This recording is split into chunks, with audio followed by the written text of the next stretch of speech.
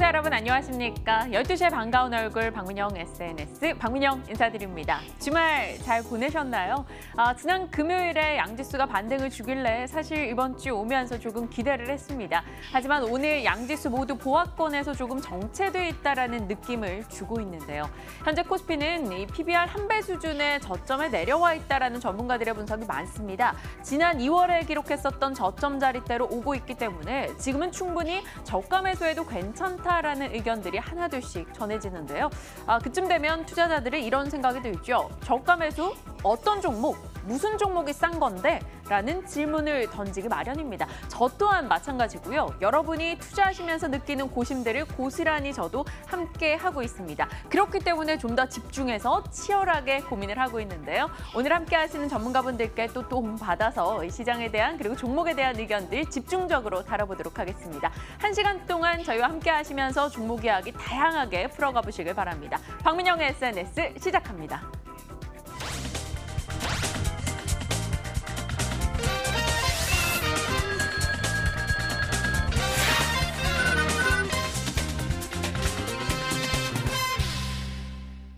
박민영의 올인 100만 원, 일단 100만 원으로 시작을 해볼 거고요.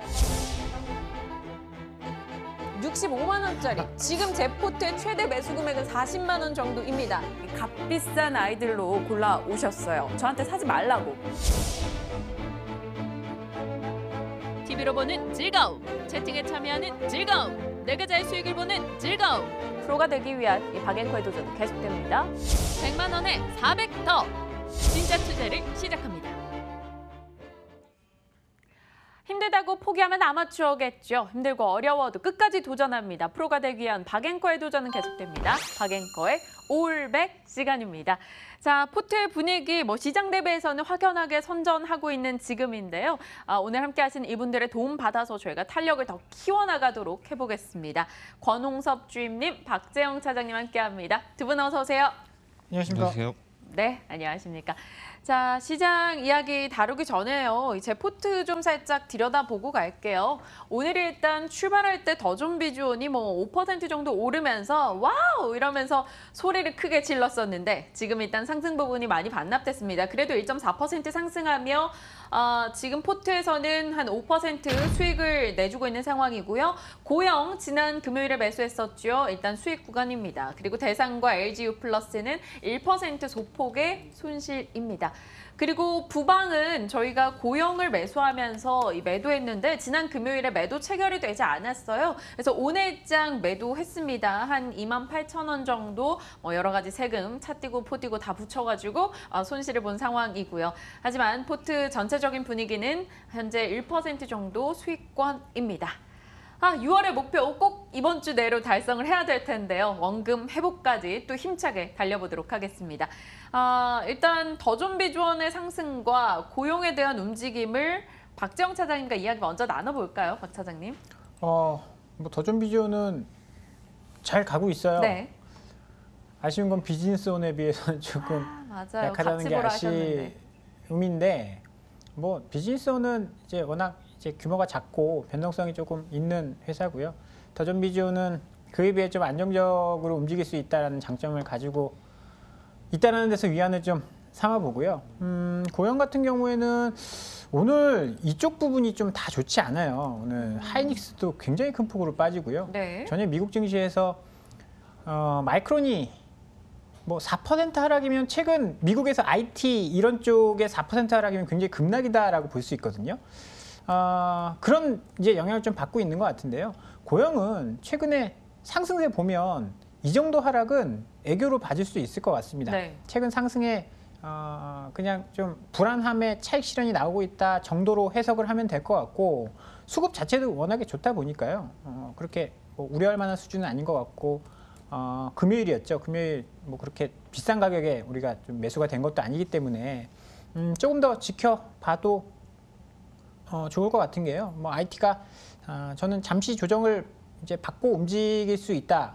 왜냐하면 시장이 흔들릴 때 자기네 혼자 안 흔들릴 수는 없는 거지만 시장이 또 안정을 찾고 하면 또 실적이라든지 성장성 또 따져보게 되거든요. 그런 상황에서는 움직일 수 있을 만한 게 이런 섹터이다라고 생각을 해서 크게 걱정할 필요는 없을 것 같습니다. 포트 전반적으로 시장에 비해서는 굉장히 선방하고 있다라고 평가를 해보도록 하겠습니다. 저도 그렇게 생각을 합니다.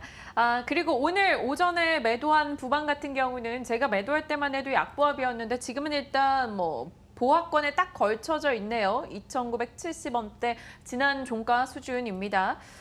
부방에 대해서 많은 분들이 궁금하실 것 같아요. 저희가 고영을 담으면서 덜어냈었는데 정수현님 같은 경우는 지금 부방 보유 중이시고요. 저희 채팅창에 참여해 주시는 분들도 그때 부방을 같이 많이 샀었거든요. 권주임님, 저희야 뭐 포트 종목 제한이 있어서 이랬지만 갖고 계신 분들은 또 어떻게 해야 될지 전략을 좀 주실까요? 네, 이제 뭐 실적 시즌이 이제 7월, 이제 8월 이렇게 나타나는데요. 그 가운데서도 이제 부방이 거기에 대해서 좀 선전할 것이라고 예상이 되고요. 기술적 분석상으로도 지금 일단 61선, 주봉 흐름상 61선에서 밀리면서 다시 한번 이제 감고 올라가는 그런 양상들이 나타날 것이라고 예상이 되기 때문에 만약에 이제 손절가는 짧게 2,800원, 2,790원 정도로 잡고 매매를 하시는 게 바람직합니다. 이제 전저점 수준에 다시 가게 된다면 물론 이제 추가 하락한 이후에 그 탄성력으로 다시 상승할 여력이 있지만 그렇게 된다면 이제 소나기는 잠깐 이제 피해보자라는 전략이 좋아 보이고요. 현재 뭐 이제 보합 수준에서 거래가 되고 있는데 뭐 이제 일단은 그 3,200원, 3,300원 정도대를 이제 뚫어야지 그 뒤에 이제 매물대 4,000원 정도까지 올라가니까 일단은 뭐 조금 한 6월, 7월 정도까지는 이제 홀딩하는 전략으로 접근하시면 될 것 같습니다. 좋습니다. 탄력 좀 키워서 시원하게 매물대 뚫고 올라가서 우리 수연님 그리고 원혜민님도 부방 보유 중이시라고 하는데 꼭 수익 내길 저희 기도하도록 하겠습니다. 이제 오늘의 종목에 대한 의견들 나눠보고자 했는데 햇빛마을님께서 오늘 삼성전자 매수했다고 올려주셨는데 삼전 얘기 사실 맞아요. 해보고 싶었어요. 제 주변에서도 지인들이 삼성전자를 갖고 있는 분들이 많은데 다들 그런 거 있잖아요. 5만 원 이탈할 때 5만 원은 지켜내겠지 하면서 매수했는데 결국 그게 다 손실로 잡혀 계신 분들이 많아요. IT 쪽 얘기 살짝만 해볼까요? 삼성전자, SK하이닉스 오늘 저점 매수 기회 괜찮을까요? 박 차장님. 외국인이 사기 전까지는 좀 힘들다라고 계속 말씀을 드리고 있는데요. 외국인들이 좀처럼 매수를 안 하고 있네요. 외국인들이 사기 전까지는 자기가 생각했을 때 싸다라는 가격이 저점이 아닐 가능성이 굉장히 높습니다. 그래서 외국인이 사고 나서 일단 올라간 다음에 저는 사는 게 더 이제 확실한 이제 선택이다라고 생각을 하고요. 네. 지금 뭐 삼성전자, 하이닉스 싸다는 건 누구나 다 알고 있습니다. 실적이 워낙 좋기 때문에 싸다라는 것은 알고 있는데 단점도 있어요. 단점이 뭐 사실 실적이 좋은 게 반도체에 너무 편중되어 있다라는 점인데요. 반도체에 편중되어 있다라는 점을 어떻게 해소할 것인가, 그리고 하반기에도 역시 반도체 실적이 좋을 것인가, 이런 이제 뭐 우려감들이 남아 있는 거죠. 결국은 그런 것들의 해결은 다 외국인들의 수급이 해줄 겁니다. 지금 개인들이 삼성전자 사서 올릴 수 있는 그런 시장은 아니다라고 보거든요. 삼성전자 지분 가장 많이 갖고 있는 게 물론 총수일가나 제외하고는 외국인입니다. 그런데 그 외국인에서 지속적으로 매물이 나오다 보면요, 뭐 시장에서 그것을 받아낼 수 있는 수급 주체가 없어요. 그런 측면에서는 저는 삼성전자를 볼 때는 실적도 매우 중요하지만 외국인의 수급이 조금 더 중요하다. 그래서 외국인이 살 때 그때 이제 동참하는 게 조금 더 스마트하게 삼성전자를 살 수 있는 방법이다라고 말씀을 드려보도록 하겠습니다. 수급적인 이 부족함들이 최근 포착되고 있는 IT 대형주들입니다. 지금 뭐 시청자 게시판, 뭐 채팅창에도 많은 글들이 오고 가는데요. 시장 선도를 못하는 대한민국, 마이크론 꽁무니만 쫓아다니네 하며 아쉬워하시는 분도 계시고요. 마이크론은 오르기나 하고 빠지는데 이건 뭐 눈물눈물 수연님 보내주셨고요. 삼성전자 뭐 지켜보고 있다라고 타이밍을 한번 노려보겠다라는 분들도 목소리가 많습니다. 권주임님께는 건설 기계 쪽 질문을 좀 드려보고 싶어요. 오늘 시장 대비 두산인프라코어, 현대건설 기계, 뭐 혹은 DY파워, 흥국 이런 종목들, 굴착기 관련된 종목들의 분위기가 참 좋거든요. 이쪽 다시 한번 괜찮을까요? 아니면 그냥 일시적인 반등일까요? 네, 일단 이제 최근에 이제 어깨 포인트는 과연 이제 건설이 진짜 어닝 서프라이즈 내면서 다시 한번 이제 신고가를 기록을 할지, 아니면 이게 그냥 남북 경협 기대감을 오는지, 거기에 대한 이제 좀 이슈가 있습니다. 일단은 건설 쪽에서는 이제 GS 건설이 이제 주택 부분에서 계속적으로 이제 실적 호조세가 나타날 거라고 예상이 되고 있고요. 그 밖에 이제 플랜트 관련돼서는 이제 삼성 엔지니어링인데, 삼성 엔지니어링 분량이 사면이 이제 그 중동 수주 관련해서 이제 라마단 기간이 이제 6월 14일 날 끝났는데 거기에 대해서 뭐 수주 모멘텀이 발생을 할지 여부가 아직 불확실하다고 보여집니다. 일단은 뭐 건설 쪽은 이제 남북 경협의 기대도 이제 일부 있었지만 아무래도 이제 주택 부분에서 호조를 보인 이제 GS건설이 아마 대장주로서 이제 올라갈 여력이 크다고 보여지고요. 아마도 이제 하반기까지는 이 약간 좀 이제 종목 장세가 나타날 것 같습니다. 뭐 건설주라고 해서 다 올라가는 것이 아니라 거기에 대해서 이제 특정 이제 실적이 뒷받침되는 실적 모멘텀을 가진 부분들만 갈 것이기 때문에 거기에 탑픽 종목은 이제 GS건설이라고 보시면 될 것 같고요. 기계 쪽은 현재 뭐 일단 캐펙스 쪽에서는 분위기가 좋긴 했는데 최근에 그 미국에 있는 그 캐펙스 관련된 주식들이 좀 폭락을 하면서 거기에 대해서 이제 YG1이라든지 그런 부분들이 조금 많이 떨어졌다. 뭐 그리고 로봇 자동화기 같은 경우에는 SM코어나 이쪽 32THK 이런 부분들이 많이 떨어졌는데요. 향후에 이제 일단 그 조정을 받고 다시 한번 이제 캐펙스 시장은 뭐 아직까지도 호황이라고 보기 때문에 이런 그 종목들을 좀 다시 한번 주워 담아서 다시 한번 이제 실적 시즌 되면은 거기에 이제 실적 어닝 서프라이즈가 반영이 되기 때문에 한번 조심스럽게 담아가 보자. 이렇게 좀 추천드리고 싶습니다. 네, 알겠습니다. 조금 긍정적인 시각을 주셨어요. 흐름을 지켜보면서 여러분이 타이밍 한번 잘 잡아보시길 바랍니다. 오늘 이제 곧장 두 남자의 종목 열어봐야겠네요. 확인해 보시죠.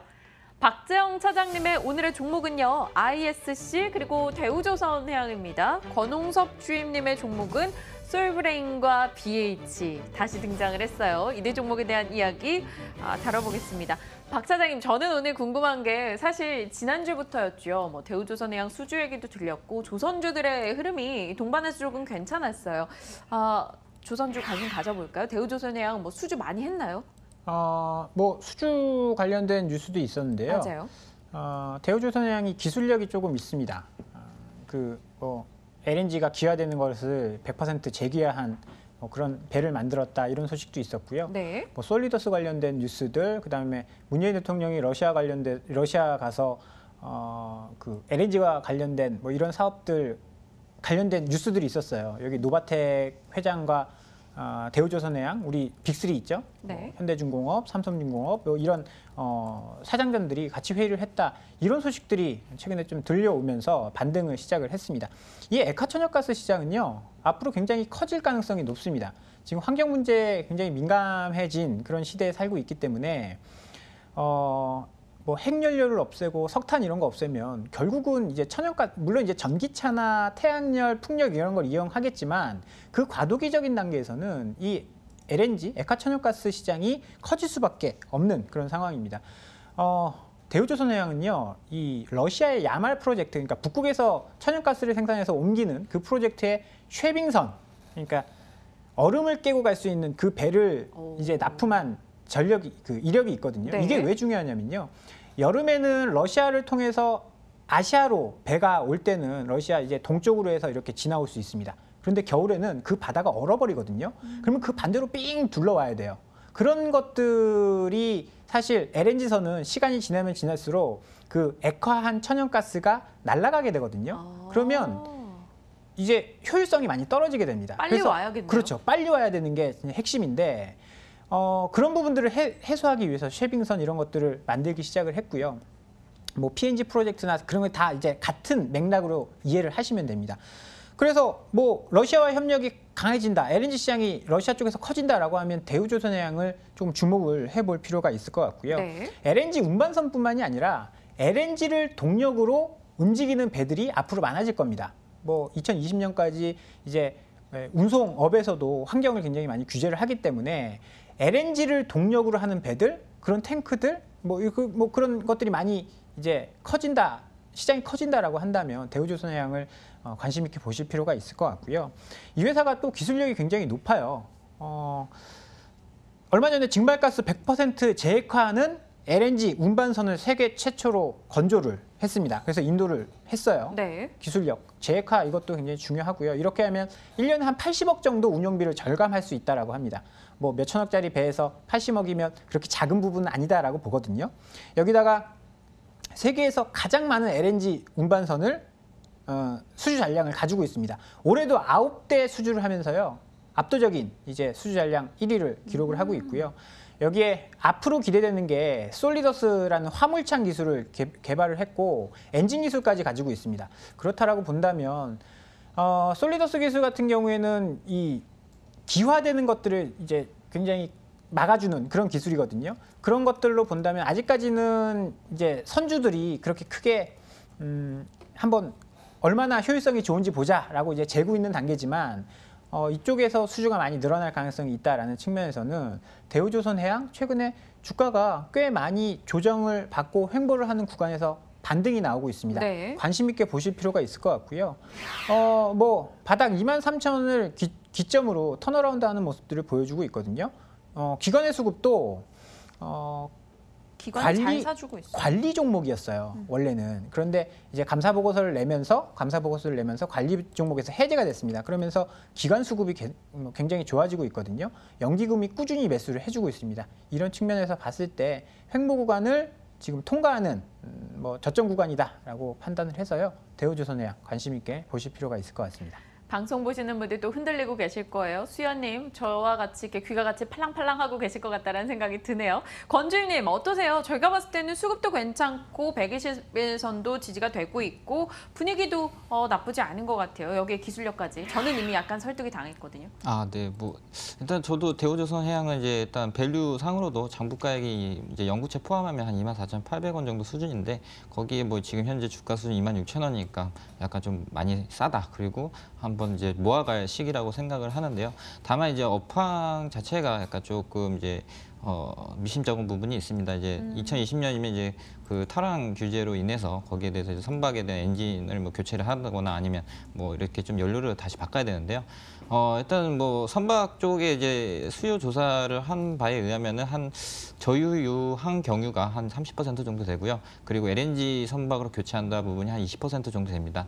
근데 LNG 선박에 대해서는 굉장히 이제 좀 우리가 그 접근하기가 어려운 게 뭐냐면 일단 유라시아 쪽, 그러니까 이제 만약에 우리가 뭐 암스테르담으로 이제 그 컨테이너선을 운반을 한다라고 하면은 뭐 싱가포르도 교치고 뭐 이집트도 교치고 이렇게 해가지고 가는데 거기에 지금 천연가스에 대한 그 우리가 따지자면 주유소가 없는 거죠. 네. 주유소가 없기 때문에 만약에 그쪽 관련된 그 벌크선이라든지 그런 그 선박에 대한 수주가 나왔다고 하면 LNG선이 약간 조금 부진하지 않을까.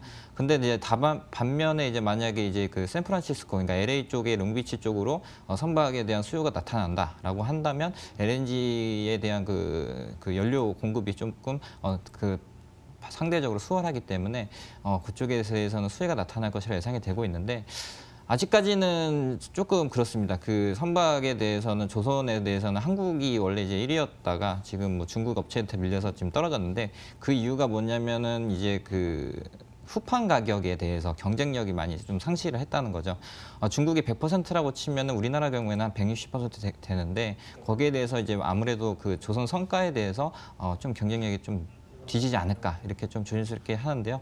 어쨌든 이제 업황은 업사이클 상태이기 때문에 조금씩 약간 좀 조심스럽게 담아가는 전략이 좋아 보입니다. 네, 가장 길게 박재영 차장님 종목에 대해서 그 중에서 코멘트를 길게 해주셨던 것 같아요. 그런가요? 네, 대우조선해양 일단 오늘 4% 올라가고 있고 지난 금요일에 5% 상승했었던 종목입니다. 박 차장님의 종목으로 얘기 드렸고요. 좀 주의점에 대해서 권주임님의 의견도 저희 받아봤습니다. 이제 권홍섭 주임님의 종목으로 가볼까요? 아직도 채팅창에서는 삼성전자 얘기가 많네요. 많은 분들이 여전히 삼성전자에 대한 관심이 많으신 것 같아요. 다음 종목이 저희 솔브레인, BH 둘 다 저희에게는 스토리가 있는 종목이죠. 뭐부터 해주실래요? 네, 뭐 솔브레인부터 해서 짧게 이제 지난번에 이제 소개를 드렸으니까 최근 들의 이슈를 이제 좀 말씀을 드릴 텐데요.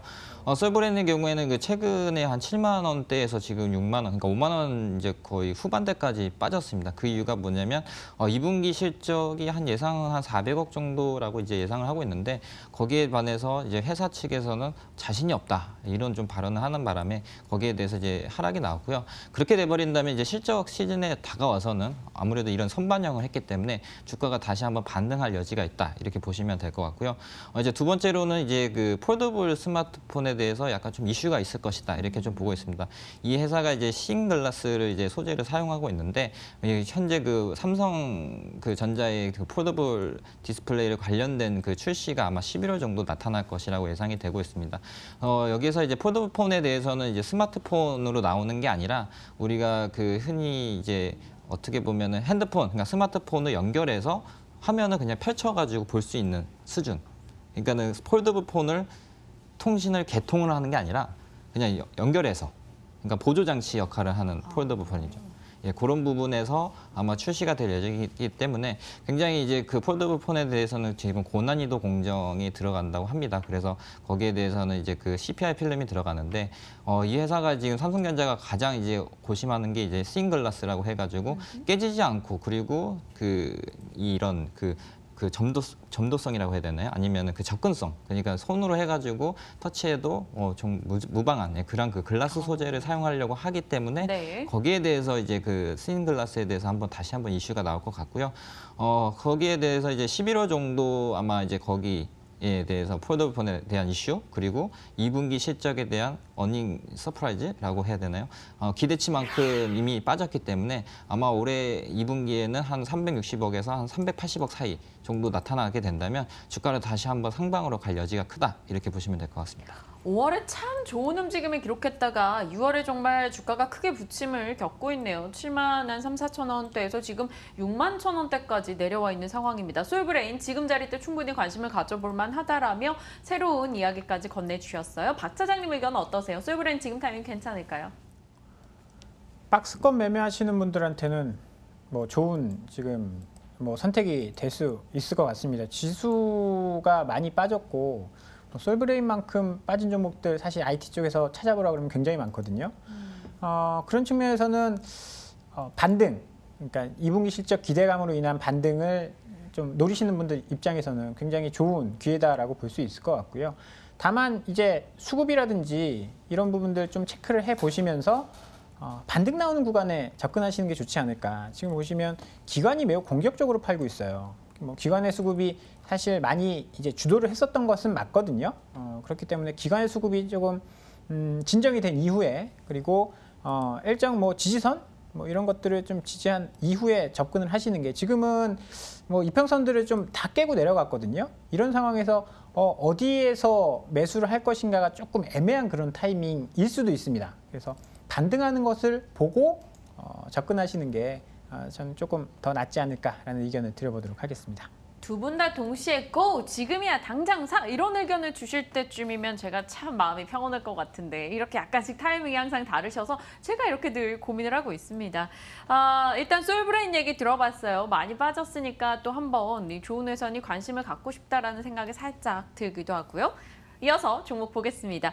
박 차장님의 다음 종목이 ISC입니다. ISC 오늘 관심 많으신 것 같아요. 이 보유자분들이 또 채팅창에 곳곳에서 눈에 띄기도 하고요. ISC 얘기 좀 해주실까요, 박 차장님? 비슷해요. 이 친구도 굉장히 좋은 종목인데 네, 아까 많이 솔브레인처럼 받았어요? 조정을 많이 받았습니다. 근데 조정받은 기간이 조금 길었었고 아이고 길었네요. 제가 유닛 테스트를 여러분께 소개를 해드렸습니다. 네. 유닛 테스트랑 사실 비슷한 업을 하는데 전혀 반대 주가 반대. 움직임을 네. 이제 보였거든요. ISC는 이 실리콘, 이 러버 소켓이라는 그러니까 고무 재질로 만든 그 테스트키를 이제 세계 최초로 개발을 한 그런 업체입니다.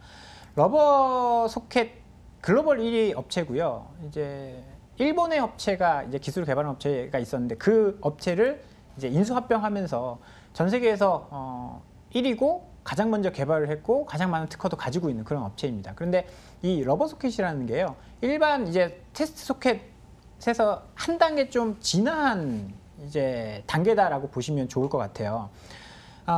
정기적 특성 및 고속 그리고 미세화 공정에 굉장히 그 우수한 이제 테스트 소켓이다라고 보시면 될 것 같은데요. 그러다 보니까 이제 전체 시장에서 이제 러버 소켓이 가지고 있는 점유율이 한 10% 정도 됩니다. 이 부분이 조금 더 확대될 수 있을 것으로 보는데요. 그 이유는 삼성전자라든지 다른 업체들이 대부분 뭐 미세화 공정이라든지 집적 회로 이런 쪽에 많이 투자를 하고 있습니다. 그래서 이 시장이 커지면 일반 타입보다는 이제 러버 소켓의 타입이 좀 수요가 많이 늘어날 수 있을 것으로 보고요. 이게 러버라는 게 고무잖아요. 네. 그래서 열에 사실 약합니다. 보통 이 테스트 소켓 업체들은요. 버닝 테스트라고 해가지고 얼마나 높은 열에서 얼마나 오랫동안 버틸 수 있느냐 이거를 이제 테스트를 많이 해요. 그 이유는 메모리가 얼마나 오랫동안 사용할 수 있는지를 대체해서 테스트하는 게 버닝 테스트거든요. 근데 이 러버 소켓 테스터는 사실 고무여서 열에 약해서 이 버닝 테스트가 좀 어려웠는데 최근에는 이 버닝 테스트 쪽도 버닝 테스트용 러버 소켓도 개발을 했습니다. 그래서 시장이 조금 더 커질 수 있을 것이다라고 보고요.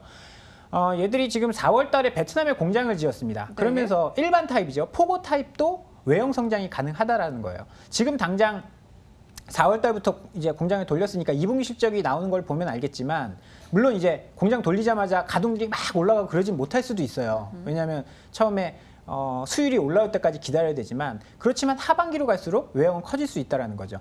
러버 소켓에 비해서 이익률은 조금 낮지만 외형이 커질 수 있다는 장점을 가지고 있기 때문에 비메모리 쪽에 실적이 좋아질 가능성이 굉장히 높습니다. 그렇기 때문에 사실 이 회사가 제가 초창기 2014년 뭐 이때부터 관심이 굉장히 많았었던 업체인데요. 이때 보시면 4만 원까지 갔었어요. 실적은 지금보다 낮은데 이유는 그때 뭐 러버 소켓이라든지 아니면 반도체 업황이 굉장히 좋을 때였는데 PER 밸류에이션이 40배까지 올라갔습니다. 물론 조금 오버슈팅한 감도 없지 않아 있죠.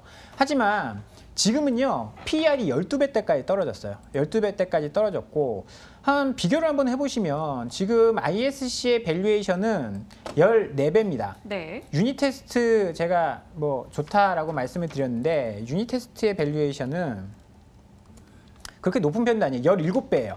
그런데 이 유니테스트는 이런 주가 움직임을 보였고 ISC는 이런 주가 움직임을 보였다라는 것은 조금 억울한 측면도 있어요. 유니테스트가 조금 더 성장성이 높았다라고 볼 수 있겠지만 ISC가 2016년도에 실적이 역성장을 한번 했었거든요. 네. 이 부분이 조금 많이 작용을 한 것 같아요. 그때 실적이 굉장히 좀 좋지 못했어서 주가가 많이 빠졌는데 2017년도에 정상화됐거든요.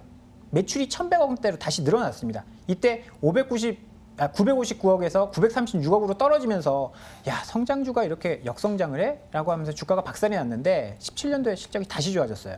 올해도 매출이 전년 대비 35%, 영업이익은 11% 증가했습니다.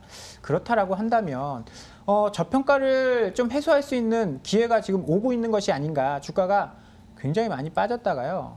하향 추세에서 최근에 굉장히 강한 수급이 들어오면서 돌리고 네. 있습니다. 외국인 기관 동시에 매수를 하고 있고요. 전저점을 탈피하는 모습 나쁘지 않아 보여서요. 반도체 후공정 테스트 업체 대안 종목으로 한번 제시를 해드려보도록 하겠습니다. 네, ISC 저희가 이야기하는 사이에 또 조금씩 올라가곤 있습니다. 거래량 실리고 있는 상황이고요. 햇빛마을님께서 반등하는 것을 보고 라는 말이 정말 중요한 것 같네요 라고도 이야기해 주셨고요. 박 차장님 DY파워 어떻게 보시는지 궁금해요 라고 건우님이 올려주셨는데 팔으라고 할 때 안 팔아서 계속 들고 있는 중이에요 눈물이라고도 이야기해 주셨네요. 수연님은 두 분 주말에 쉬시기는 하시는지 모르겠어요. 종목 선택에 애쓰십니다 라고도 올려줬어요. 박 차장님께 저희 시간 허락한다면 끝자락에 DY파워 질문을 드려볼게요. 건우님. 자, 권주임님의 종목으로 가겠습니다. BH. 그 BH가 다시 등장을 했네요. 권주임님 요즘에 네. 저희가 한번 놓쳤던 종목들에 대해서 자주 언급을 다시 한번 해주고 계십니다. 뭔가 유난히 아쉬움이 많으신 것 같아요. 일단 아쉬움보다는 이제 현재 장세가 모두 다 같이 가는 장세가 아니고요. 일단 개별적으로 많이 움직입니다. 지수가 만약에 이제 상승을 하더라도 앞으로는 거의 뭐 한 500개 내지 800개 이 정도만 올라갈 거라고 보여지고요. 그러기에 네. 따라서 수급도 어느 정도 주도주만 혜택을 많이 받을 것 같습니다. 거기에 대해서 이제 RF PCB 업체인 이제 BH를 갖고 왔는데 이 회사는 뭐 그 전에도 한번 소개해 드렸으니까 이제 최근에 이제 간단히 설명을 해드리자면 어쨌든 이제 폴더블 스마트폰에 들어가는 거는 이제 PCB 업체가 굉장히 중요합니다. 네. 왜냐하면 이제 접히기도 하고 그렇기 때문에 거기에 대해서는 BH가 가장 이제 그 적합한 기업이라고 보여지고요. 또한 그 애플향 이제 그 윤곽이 어느 정도 나타난 것 같습니다. OLED 모델의 경우에는 한 7,800만 대 수준으로 나타날 것 같고요. LCD 모델의 경우에는 한 5천만 대 수준으로 생산을 아마 할 것이라고 이제 예상이 되고 있습니다. 또한 거기에다 이제 갤럭시의 경우에도 이제 향후에 올해 하반기에는 뭐 노트 그리고 내년 상반기에는 이제 갤럭시 10이 이제 출시가 될 예정이기 때문에 거기에 대해서 이제 BH가 가장 그 해로 기판에서는 주도주다 이렇게 할 수가 있다고 보여지고요. 최근에 이제 뭐 그 유스 사태, 그러니까 아이폰에 대한 부품 수주량이 뭐 20%는 급감할 것이다. 예, 거기에 대해서 계속적으로 이제 내려가고 있고 거기에 대해서는 아무래도 아무래도 이제 그 다시 한번 그 수주 물량에 대해서는 아이폰 OLED에 대해서는 뭐 7,800만 대 수준까지 나왔기 때문에 거기에 대한 부담감은 없다. 다만 이제 그 계속적으로 반도체 관련된 IT 종목들이 최근에 조금 많이 급하락을 했기 때문에 네. 거기에 대해서는 약간 좀 시간 텀이 있겠지만 결과론적으로 보자면 7월, 8월 이 정도 되면은 아이폰에 대한 이슈 그리고 어닝 서프라이즈, 그러니까 실적에 대한 이슈가 있기 때문에 거기에 대해서 한번 그 반등을 노리고 한번 접근해 보자. 예, 이렇게 좀 말씀을 드리고 싶습니다. 5월 초중반이었나요? 그때 당시에 권주임님께서 BH 얘기해 주셨고 그때가 한 2만 원 초반이었는데 3만 원 부근까지 올라갔었던 종목입니다. 다시 한번 충분히 관심을 가져볼 만하다 이야기를 주셨네요. 두 분께 각각의 종목 의견도 들어봤고요. 여러분은 관심이 조금 높은 종목들이 있으실지 궁금하네요. DY파워 언급을 살짝 하고 갈게요. 박 차장님. 참 좋은 종목이긴 한데 네. 이게 뭐 대북 관련된 이슈가 끼면서 수급이 굉장히 좀 엉켰어요. 수급이 좀 엉켰고 실적도 앞으로 뭐 좋아질 것 같습니다. 그러면 저는 개인적으로 조금 뭐 더 지켜봐도 좋을 것 같아요. 얼마에 물리셨는지는 사실 잘 모르겠지만 네. 손절선은 이 전저점으로 잡으시고 이렇게 전저점으로 잡으시고 요거 깨면 내가 미련을 버려야지라고 생각하고 마음을 좀 편하게 가지셔도 좋을 것 같아요. 실적이 좋은 종목은 결국 뭐 수급이 꼬이든 뭐 하든 다시 올라오게 돼 있거든요. 그렇다라고 본다면 뭐 무조건 맹목적으로 믿을 수는 없겠죠. 맹목적으로 믿을 수는 없는 거고 손절선을 어느 정도 딱 마음에 정해 놓으시고 그리고 실적 믿고 한번 가보시는 것도 저는 나쁘지 않아 보입니다. 추가 매수는 어떨 거냐고요? 저는 사실 반대시죠? 손실이시면 물탈 필요는 없을 것 같아요. 뭐 사실 종목에 대한 굉장한 자신감이 있어야 할 수 있는 거거든요. 그렇기 때문에 좋은 종목도 굉장히 많고요. 굳이 이쪽에 비중을 계속 많이 한다고 하면 여기서 물을 타면요. 요 가격에서 이렇게 해서 주가가 깨고 내려가도 손절을 못할 가능성이 있습니다. 그러면 문제는 더 커지는 거예요. 내가 뭐 물을 타서 손절선에 뭐 딱 계획이 있다. 여기서 빠져도 몇 퍼센트 내가 계획을 딱 잡을 수 있다라고 한다면 뭐 물을 타도 되겠지만 사실 개인 투자자들 그렇게 하기 굉장히 쉽지 않거든요. 그렇다라고 본다면 물을 타는 거는 본인의 욕심일 수 있어요. 조금 빨리 네. 빠져나와야지. 그거는 그 종목에 대한 믿음이 없다는 얘기거든요. 저는 반대입니다. 네, 반대 의견 주셨어요. 건우님의 매수가가 얼마인지 좀 궁금해지네요. 한 종목 제가 생각난 게 있어서 저희가 그 배틀그라운드 얘기했었잖아요. 그래서 블루홀의 지분을 들고 있는 넵튠 사는 거 어떻겠습니까? 두 분이 안 된다 이야기 주셨죠? 4일 연속해서 올라가고 있어요. 제가 열심히 하고 있단 말이에요, 배그. 건주인님. 최근에 이제 게임주도 관련해서 넵튠이 약간 좀 많이 하락을 했는데요. 네. 거기에 대해서 이제 반등으로 이제 9,600원까지 찍고 올라오는 모습이 나타나고 있습니다. 그러나 이제 물론 이제 그 블루홀의 지분 가치를 좀 보자면 이 회사가 한 50억 정도의 주식을 사서 거의 한 1,800억 정도 지금 주식 평가가 되고 있는데 만약에 이제 비상장에서 지금 거래되고 있는 금액이 그런데 이제 지분법 이익상을 좀 볼 수도 없고요. 그리고 이제 배틀그라운드에 관련된 종목들이 너무 많습니다. 뭐 가깝게는 뭐 카카오도 있고 또 뭐 그리고 이제 어디죠? 뭐 블루홀과 관련된 뭐 그런 그 회사들이 많기 때문에 실질적으로 수혜가 나타나기보다는 어느 정도 그냥 이슈 한 번의 이슈성이라고 보기 때문에 만약에 이제 향후에 블루홀이나 성장이 된다면 아니면은 카카오 그러니까 블루홀 게임의 뭐 매출이 증가된다면은 카카오 게임즈를 사볼만 하지 네, 피우는 지분으로서의 이익은 영향은 조금 좀 불리하다 이렇게 보시면 될 것 같습니다. 카카오 얘기하시니까 카카오도 참 궁금하네요. 지난주 흐름이 참 좋았는데 일단 내일 저희가 박민영의 궁금주로 카카오를 한번 이야기 구체적으로 다뤄보도록 하겠습니다. 오늘요 네 종목이었죠. ISC, 대우조선해양, 소울브레인, BH, 뭐 대우조선해양 때 한번 휘청하며 흔들렸고요. 저 소울브레인 역시나 마음이 막 굴뚝같이 올라가기도 했습니다. 오늘 제가 매수할 종목은요. 없습니다. 오늘은요 사실 제가 갖고 있는 종목들을 매도하고 사기까지 저에게 확신을 주는 종목은 없었고요. 그리고 갖고 있는 종목들이 아쉬워서요. 좋은 종목들인데 굳이 왜 지금 끊어낼까라는 생각이 듭니다. 사람들이 종목백화점 나쁘다 하지만 저는 또 돈만 많으면 크게 투자해서 여러 종목 다 갖고 있고 싶은 생각이 들어요. 박 사장님, 네. 고개를 또 이렇게 갸우뚱 에이 사지 좀 이런 의미셨나요? 아니요. 목이 결려서요. 목이 결려서 그랬습니다. 오늘 제가 포트에 있는 걸 팔고 사지 않는 거에 대해서는 의견 어떠세요? 뭐 괜찮습니다. 포트 오늘 나쁘지 않거든요. LG 플러스가 조금 빠지는데 네.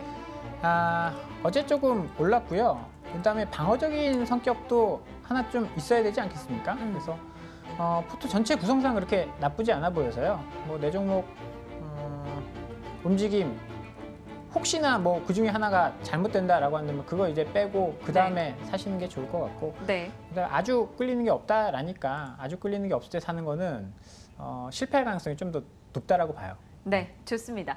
해마로 푸드 서비스 맘스터치 얘기하면서 건짐 얘기해 주셨는데 지금 이렇게 속보창의 특징주로 올라와서 그냥 언급을 해봤어요. 5% 올라가고 있다네요. LG 플러스가 오늘 낙폭을 좀 키웁니다. 3% 정도 하락하면서 이 포트 내에선 2% 정도 손실이에요. 권홍섭 주임님 네. 책임감을 좀 느끼시지 않으십니까? 양태준 대리님이 와서 얘기를 해주셨고 제가 샀던 종목이에요. 저희가 만약에 이거 손실폭 키우면 양태준 대리님 직접 전화해서 네, 추궁의 시간을 가져올 건데요. 네, 뭐 일단 대형주라는 조금 거기에 대한 부담, 그렇기 때문에 약간 그렇게 흘러가고 있는데 어찌됐든 뭐 길게는 8월까지는 봐야 됩니다. 현재 그 8월에는 이제 MSCI 선진국 편입에 다시 한번 될 여지가 크다고 보여지고요. 그리고 통신 3사 가운데서도 가장 조금 상승 여력이 크지 않나. 그 이유는 뭐냐면 그 CJ 헬로 모바일인가요? 그거를 인수할 가능성이 크다고 합니다. 만약 인수가 된다면 거기에 대해서 기존 가입자 수를 LG U 플러스로 편입시키고 또한 무선 가입자 수도 LG U 플러스로 이제 어느 정도 고객들이 돌아오게 된다면 거기에 대해서 시장의 업계 2위까지 다시 한번 올라갈 수 있는 여력이 크기 때문에 거기에 대한 뭐 이슈로 인해서 한번 상승할 여력이 있다 이렇게 보시면 될 것 같습니다. 좋습니다. LG 플러스 두 분의 연대 책임입니다. 보고 있을 거예요. 대상과 더존비주얼 LG 플러스 고영. 저는 개인적으로 제 포트가 조금 안정적으로 느껴지고요. 마음에 듭니다. 그래서 일단 오늘의 종목들은 매수하지 않을 거고요. 추이를 어떻게 바꿔가는지 종목들의 분위기 잘 살펴보면서 대응하겠습니다. 오늘도 두 분과 즐겁게 이 시간을 꾸려봤네요. 이 코너는 마무리 짓고요. 이어지는 신세계 쩐의 전쟁, 신세계도 함께 하시면서 종목에 대한 의견들 더 들어보시길 바랍니다. 권홍섭 주임님, 박재영 차장님 두 분 고생하셨습니다. 감사합니다. 감사합니다.